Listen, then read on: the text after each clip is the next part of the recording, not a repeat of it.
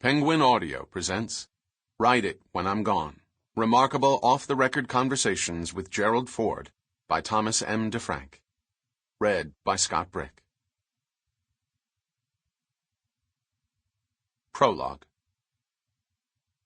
From time to time, I'd covered a few of Gerald R. Ford's press conferences when he was House Minority Leader, but our first genuine encounter was in the fall of 1973, not long after Richard Nixon introduced him to the nation as the 40th Vice President. It wasn't an auspicious beginning, that first interview. Actually, it was a conspicuous disaster. After a 1968 summer internship at Newsweek and 2 years as an Army public affairs officer at the Pentagon, I'd rejoined Newsweek's Washington bureau in the fall of 1970. For most of 1973, I'd been covering the American prisoners of war from Vietnam. I was sent to Clark Air Base in the Philippines in February to cover their dramatic return from Hanoi, and was tracking their remarkable resilience as they coped with the re-immersion challenges of a normal existence after many years of brutal deprivation by their North Vietnamese captors. I'd just returned from a fall vacation in Texas when my bureau chief, the legendary Mel Elfin, informed me I was being assigned to cover Ford. He'd never amounted to much as a backbench House leader, I was told, but Mel and Newsweek's editors had concluded Nixon was finished and that Ford, sooner or later, probably sooner, would be the 38th president. The magazine wanted to have a leg up with the new guy when Nixon resigned or was impeached. "I want somebody who knows him and his people," Elfin said. "Your job is to live with him until he's president." As a 28-year-old journeyman, I was ecstatic at my sudden good fortune. On the surface, the assignment seemed promising.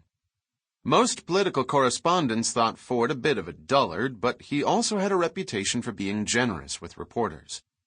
Columnist Martin Schramm, then a rookie from Newsday assigned to Sunday duty, once asked him for the name of an aide he could bother at home on the weekends.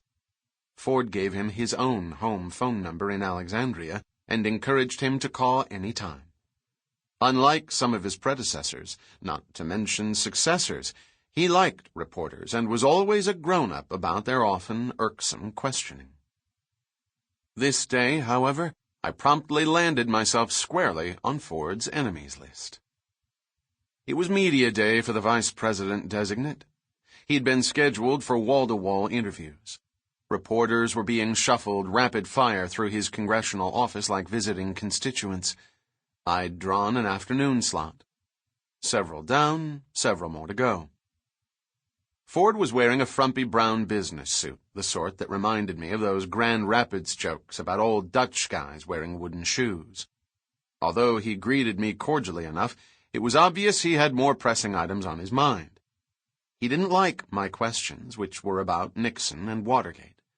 He kept puffing on his pipe and avoiding eye contact as he delivered a string of canned or monosyllabic answers.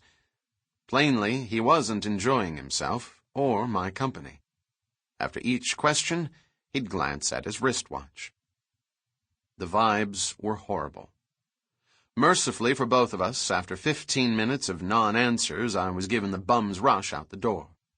For my taste, Ford had just validated H.L. Mencken's celebrated advice, "The only way to look on a politician is down." I walked out of his office in a huge funk. It wasn't just that, as a citizen, I had come away monumentally unimpressed with the guy my bosses were certain would be in the Oval Office before long. My angst was way more selfish than that. Jerry Ford was going to be the next president of the free world, and he and I had bombed with each other. That would be my problem, of course, certainly not his. I'd just been handed a plum assignment with the guaranteed ticket to a prized White House posting, and after 15 minutes on the beat, I was already in the dumpster. Improbably, our relationship gradually mellowed, helped along by endless journeys together in a tiny twin-engine prop jet that in a pre-imperial era seemed like a pretty adequate Air Force Two.